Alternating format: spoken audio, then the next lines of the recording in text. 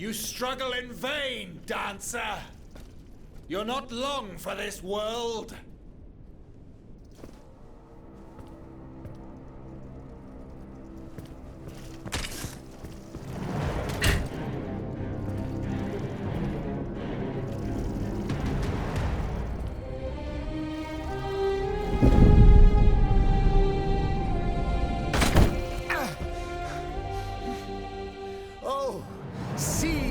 The Aegis turns against its master.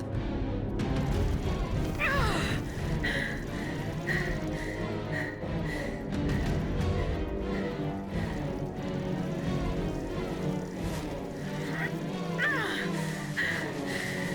are not my master, tyrant! You never were! I am quite happy to concede this point, but what about the Count? Have you forgotten that he gave you life and whispered the order that animates you? Look how he runs, the coward! Do you understand what he has in mind? La pauvre enfant, sleeping so sweetly, she won't be dreaming for long now! Croissant! Athenais!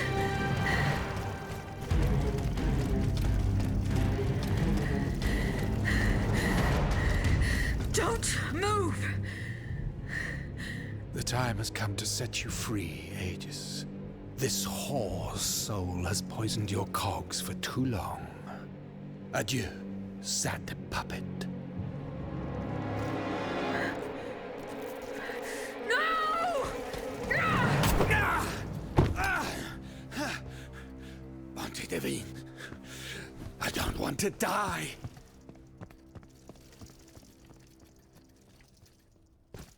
Athenais.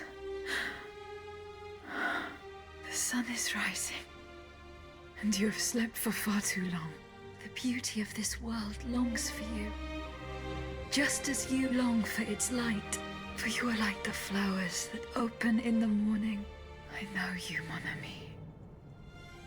We loved each other. Vous en souvient-il? You gave me your heart. So please, let me give you mine today. Vivez heureuse, Athenais. For it is happily that I leave this world.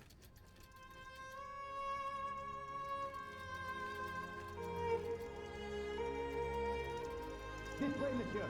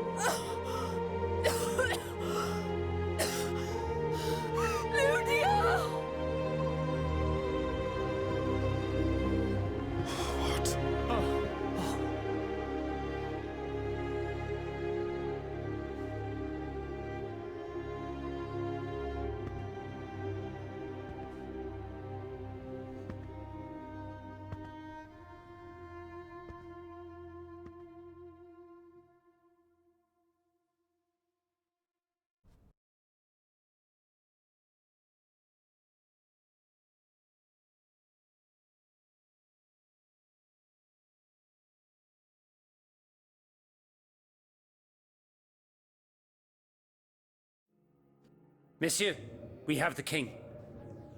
It is now up to us to wield his scepter. In this trying time, crucial decisions must be made without delay. First and foremost, we must take back Paris. And how do we do that, mon Dieu? There are automats everywhere, and they are constantly regenerated by their crimes. My strategy is the only viable solution. Monsieur Laclos' cannonballs filled with vitriol. And where will we find the means to carry out your plan? The city of Versailles is full of ateliers and shops. Moreover, as far as we have been able to see, the king's army has barely been deployed there. And it will not be too risky to look around. Very well.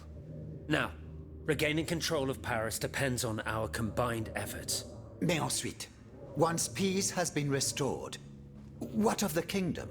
This is indeed a crucial issue. Leaving the nation without a government would expose it to the greatest danger. Worse, it would condemn it to civil war. Eh bien quoi, monsieur? Can you not govern together? Unfortunately, the disagreements that divide our assembly run far too deep. That which we can agree is that we have been given a chance to choose the person who shall succeed the tyrant. I have earned the honor of leading this old nation 100 times over. Allons, you can't be serious. Do you think we're ready to forgive your disloyal plotting so easily? I do not forget what I'm accused of, Monsieur de Robespierre, but you must consider my achievements. We are listening, Monsieur le Marquis. To begin with, I rescued the Dauphin from his father's clutches and ensured the dynasty's stability. The child will reign as Henri V. We will appoint someone with great wisdom to act as regent until he comes of age. Fie. The people do not need a crowned puppet. Yes, they do. Now more than ever before. Once the Assembly has adopted a constitution, the people will welcome a sovereign who will protect it. A king and a constitution, like oil and water. Go on, Monsieur le Marquis. Monsieur, I rest my case. That is quite the crown of laurels you've woven for yourself, Monsieur le Marquis. But your proven duplicity makes you forever unworthy of holding power. Then be satisfied, monsieur, for I forswear it. Excellent. Cependant, there is one member of this assembly who remains loyal to both the monarchy and to the nation, and whose reputation has not been tarnished. If he agrees to become regent, I pledge to dedicate myself to his service. What do you say, Monsieur de Mirabeau? Oh, this is unexpected. It would be an honor, of course, but I wasn't prepared for this. Allons, allons. Do you really think anyone will believe that? Very well, Monsieur. Now we must decide. Who among you approves the motion of the Marquis de Lafayette?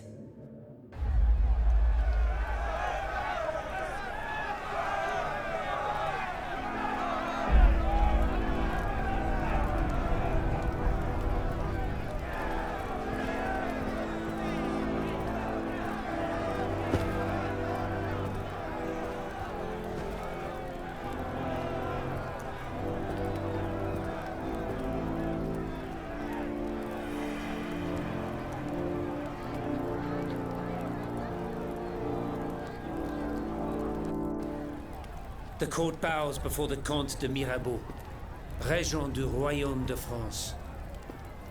Louis de Bourbon, former King of France, in the name of King Henri, fifth of his name, in light of the innumerable crimes of which you have been found guilty, this extraordinary royal court sentences you to the ultimate atonement. The sentence will be carried out on the hour.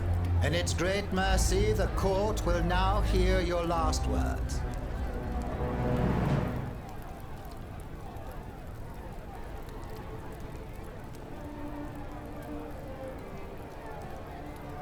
My loyal subjects, since you must lead a lamb to the altar, since you must offer a sacrifice to this new France that you intend to found, I will be that sacrifice.